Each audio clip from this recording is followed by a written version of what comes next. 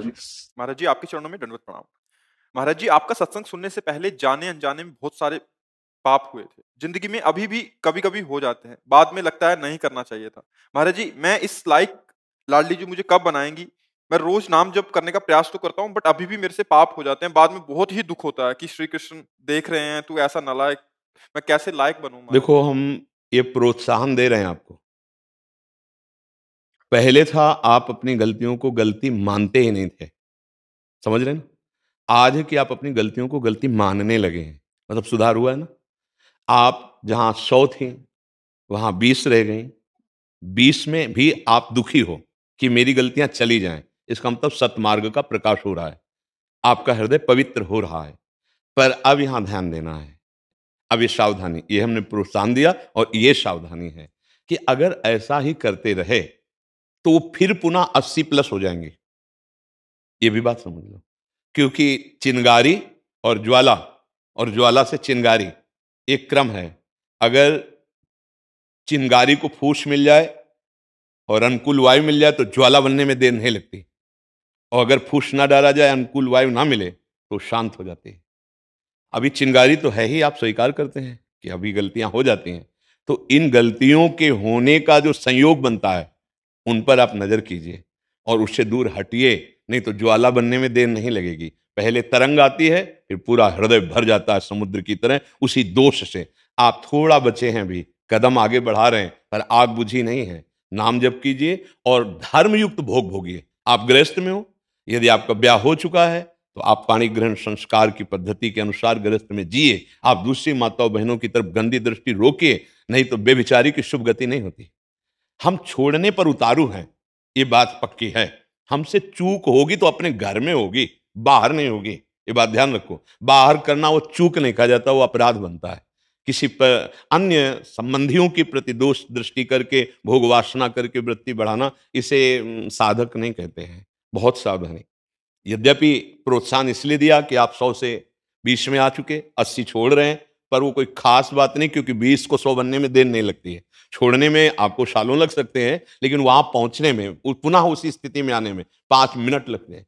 वो पूरा हृदय विषयी हो सकता है, इसलिए आप सावधान रहिए, अपने को एक सीमा में रख लीजिए। और ऐसा नहीं कि हम नहीं छोड़ सकते, आप छोड़कर दिखा रहे हैं ना अपने अंदर। आप कुछ तो छोड़ दिए ना, तो ये मन है, जब आप छोड़ने को कहोगे तो उदास होने लगेगा, ये आपका साथ देना बंद करेगा, ये आपको निराश करेगा। आप इसकी चालबाजी से हारिएगा नहीं, ये आपके अनुकूल ही बनना पड़ेगा, क्योंकि आपके बिना ये कुछ नहीं कर सकता है। और अगर इसको आपने कहीं नाम जप में लगा दिया और संयम में ले आए, तो आप जीवन मुक्तता की तरफ बढ़ जाएंगे गृहस्थ होते हुए। नहीं तो ये सबको फंसाकर भ्रष्ट ही किए हुए है। ऐसी स्थिति ला देता कि मैं भोग के बिना जी नहीं सकता, लिख लो। ऐसी स्थिति ला देगा कि मैं इस नशा के बिना, इस व्यभिचार के बिना, इस खाद्य के बिना मैं रह नहीं सकता। आप कुछ भी हो, इतना कमजोर कर देगा। आज तो कम से कम सत्संग का बल आपके अंदर जागृत हुआ कि आप लड़ना शुरू कर दिए, आप उसको परास्त करने की चेष्टा कर रहे हैं। नहीं तो ये इतना दबा देता है, उत्साहहीन कर देता है कि वो व्यक्ति, अब मैं नहीं जी सकता, अब मर भले जाऊं, मैं ये नहीं छोड़ पाऊंगा। उसके अंदर ऐसी कमजोरी पैदा कर दे। अभी तो धन्यवाद है कि आपको सत्संग के वचन पालन करने का उत्साह बचा है, नहीं तो अध्यात्म विहीन जीवन, नारकी जीवन ये मन बना देता है। तो हमें सावधान रहना है, कहीं जो हम कदम आगे बढ़ा चुके हैं फिसल कर वहीं ना पहुंच जाएं।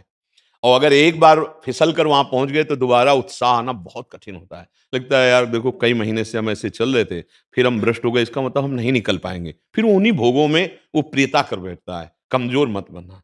हम कई बार एकांतिक में और सत्संग में कहा कि अगर 1000 बार हम हार भी गए ना, तो उसके ऊपर भी हम उठने की योग्यता रखते हैं, क्योंकि हम अविनाशी भगवान के अंश हैं। इस शरीर में फंस गए हैं, अब मुझे हटना है। 1000 बार अगर हमें काम गिराता है, क्रोध गिराता है, तो हम ढीले नहीं पड़ेंगे।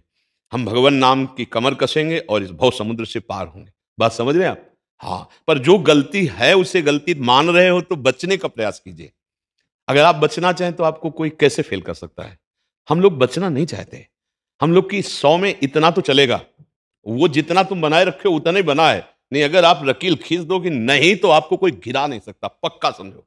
कैसे कोई गिरा सकता? मुझे नहीं भोगना, मुझे नहीं खाना है, मुझे नहीं पीना, पूरा जीवन हो जाएगा, कोई आपको परास्त ही नहीं कर पाएगा। पर हमारे अंदर एक कमी रहती है, उसमें सुख बुद्धि रहती है। अंदर, बाहर से तो हम त्यागना चाहते हैं, पर अंदर से हमारे अंदर उसमें सुख बुद्धि है, वो सुख बुद्धि हमें गिरा देती है। फिर बाद में पश्चाताप होता है, क्योंकि जो हमने चिंतन में सुख पाया वो क्रिया में नहीं मिला। फिर लगता है कि नहीं नहीं गलत है, फिर रोकना चाहते हैं, फिर थोड़ा समय हुआ, फिर चिंतन बनता है उसका। ये खास बात ध्यान रखनी है, जब हमको मन गिराता है उस समय हम भगवान को भूले हुए होते हैं। अगर उसका चिंतन न बनने पावे तो कोई भी भोग परास्ती नहीं कर सकता। जहां हम उसके ध्यान में, उसके चिंतन में डूबे, तहां शक्ति प्रकट हुई, संकल्प बना, क्रिया बनी, बस नष्ट हो गई, यही होता चला जा रहा है। तो चिंतन को रोकने के लिए हम बार बार सबसे प्रार्थना करते हैं, कोई कठिन बात नहीं। जहां आपका गलत चिंतन होने लगे, नाम कीर्तन करने, उस समय नाम जप नहीं चलेगा, उसमें नाम कीर्तन करे। मन आपको रोकेगा, मत करो नाम कीर्तन। देखो हम तुम्हें सुख प्रदान करने वाली बात बता रहे हैं, इसका चिंतन करो, इसका संकल्प करो। और आप सावधान रहें, अगर नाम चल रहा है, नाम कीर्तन चल रहा है, नहीं उसमें मन लग रहा तो सत्संग सुनने लगो, नहीं हो रहा तो उस संयोग से हट जाओ। जहां भ्रष्ट होने का संयोग आए, हट जाओ, बिल्कुल हट जाओ, दूर हट जाओ। जैसे किसी की गोद में काला सर्प गिरे, कोबरा सांप गिरे, तो वो बिना विचार के पहला काम करेगा, फटक देगा दूर, करेगा ना। ऐसे ही अधर्म युक्त यदि विषय सेवन का नंबर है तो भाग पड़ो। जैसे सांप को देखकर भागे, ऐसे भाग पड़ो, फिर बाहर विचार तुम्हारा ठीक हो जाएगा। अगर उसके संयोग में रहे तो नष्ट हो ही जाएंगे, क्योंकि इतना ज्ञान नहीं है कि जित संग दोषा, वो दोष युक्त क्रिया का संग हो रहा है, आप अपने स्वरूप में स्थित हैं। इसलिए सावधान रहिए और ये ढील मत दीजिए कि हमने 80 छोड़ दी है, अब 20 रह गई। 80 होने में, प्लस होने में देर नहीं लगेगा, ये माया है।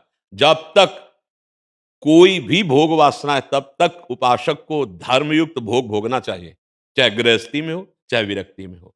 धर्म विरुद्ध आचरण फिर उसको भ्रष्ट कर देगा।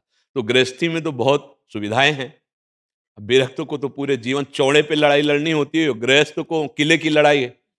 विरक्त को तो आजीवन चौड़े पे लड़ना है, हर विकार से लड़ना होता है। तो इसलिए धन्यवाद है आपको कि आप गृहस्थ में होते हुए भगवत मार्ग में चलने की चेष्टा कर रहे हैं, पर वो सावधान रहिए। महाराज जी, हमें गृहस्थ में नहीं जाना है, हमें विरक्त रहना है। तो अगर हम हमारे माता पिता से थोड़े वो हो जाएंगे कि ये गृहस्थ में जा रहा है, तो ये पाप हमें। माता पिता की सेवा के लिए कौन है?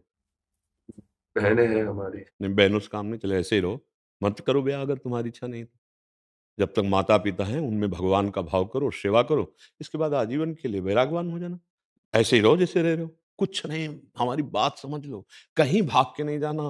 कोई बाहरी परिवर्तन से भगवान नहीं मिलते, उद्देश्य के परिवर्तन से भगवान मिलते हैं। अपने माता पिता को भगवान समझ लो और उन्हीं की सेवकाई करो, और जब शरीर पूरा हो जाए तो आप आचार्य परंपरा से, किसी भी आचार्य परंपरा से वेश ले लो और भिक्षावृत्ति से जीवन निर्वाह करो। पर माता पिता की सेवा बच्चा भगवान की सेवा है। अब तुम विरक्त हो जाओ और बहनें सेवा ना करें तो बूढ़े माता पिता का ये जीवन फिर कष्ट। देखो एक समय होता है जब हम अपनी बिल्कुल सेवा नहीं कर सकते, तब तक मेरी माँ ने सौंच उठाई, अपना दुग्ध पान कराया, लघुशंका उनके ऊपर कर दी, तो उन्होंने कभी बुरा नहीं माना, हमारी सेवा करके इतना बड़ा किया। अब उनकी अवस्था आ रही है, कोई बिस्तर पर शौच कर सकते हैं, लघुशंका कर सकते हैं, वो स्वयं पानी नहीं ले सकते। अब हमारा नंबर आया है, अब हमको ये सेवाएं करनी है। कभी हमको ऊबना नहीं है, वो हमें गाली दें तो हमें नाराज नहीं होना है। देखो छोटे बच्चे को देखो, जब वो उस माँ के अनुकूल वो वृत्ति नहीं करता, माँ को पीटने लगता है। छोटा बच्चा है ना, चढ़ा गोद में है और माँ ऐसा लगा कि हमें ये चाहिए और नहीं दिया, तो माँ को पीटा है, तो माँ क्या करती है? हंसती है। अब आपका नंबर आ गया। वो गाली दे सकते हैं कि ये कोई सेवा नहीं करता है। आप कहोगे कि हम रात दिन इनके लिए तो सेवा कर रहे हैं, हमारी निंदा कर रहे हैं। नहीं, निंदा सहो, गाली सहो और उनकी सेवा कर लो, तो ज्यादा आपको परिश्रम नहीं पड़ेगा भगवत प्राप्ति में। हमारी बात मान लेना, वहीं भगवान है, माता और पिता के हृदय में। हाँ, राग रहित हो जाओ, ऐसे ही रहो जैसे। देखो प्रणाम नमस्कार, बहुत भजन जाता है इससे। ये कोई खिलवाड़ ना समझो। जैसे संत वेश में है ना, तो कोई भिक्षा देता है वो भजन ले जाता है, कोई प्रणाम करता है वो भी भजन लेता है। यहाँ फ्री कुछ नहीं है, देना पड़ता है। ऐसे नहीं कि कोई प्रणाम कर रहा है आप, नहीं, आपका भजन जा रहा है, कोई आपको कपड़े दे रहा है, कोई आपके पैर छू रहा है। तो संतों का क्या होता है, सारा सुकृत लोक मंगल के लिए चला जाता है, और दुष्कृत निंदा करने वाले जो पूर्व का जमा होता है, पाप और पुण्य रहित, वो भगवत प्राप्त हो जाते हैं। वो शुभ और अशुभ दोनों के त्यागी होते हैं। तो आप गृहस्थ में आपको कोई प्रणाम नहीं करेगा, आपको कोई जान नहीं पाएगा, इतने बड़े भगत हो। आपकी पूंजी पूरी जमा रहेगी और अपनी मेहनत से कमाओ और माता पिता की सेवा करो, नाम जप करो। आगे चलकर विरक्त भाव प्रगट में ले लेना, अभी अंदर से विरक्त रहो। ठीक समझ रहे ना? भागना मत, माता पिता को छोड़कर मत भागना, अगर मेरी बात मानते हो। आजकल नए बच्चे सबसे बड़ा अपराध यही कर रहे हैं कि जहां माता पिता को अनुकूल करके संपत्ति लिखा ली, धक्का मार के बाहर कर दिया। तो तुमको भगवान ऐसी जगह धक्का मारेंगे कि तुम खड़े भी नहीं रहोगे। बहुत प्रचंड वो है, तिनकर काल रूप में भ्राता। दंड विधान करने वाले बड़े न्यायाधीश भगवान है, वहां कोई घूस नहीं चलती है। और वो जब दंड विधान करते हैं तो फिर सह पाना बड़ा मुश्किल होता है। हमें लगता है अगर हम गृहस्थी में ठीक से चलें तो बिना किसी तपस्या के भगवत प्राप्ति हो जाएगी। नाथ सकल संपदा तुम्हारी, मैं सेवक हम मान गए कि तुम्हें स्त्री की आवश्यकता नहीं है, आप ब्रह्मचर्य से रहना चाहते रहिए, लेकिन आप भेष परिवर्तन मत कीजिए, अपने माता पिता की सेवा कीजिए। ठीक है।